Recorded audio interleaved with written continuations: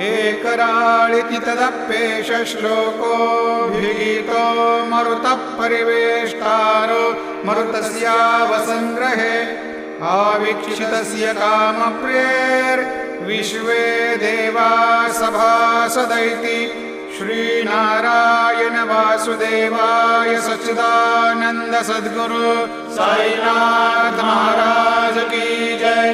करचरणकृतं वा कायजं कर्मजं वा श्रवणनयनजं वा मानसं वापराधं विहितमविहितं वा सर्वमेतत्क्षमस्व।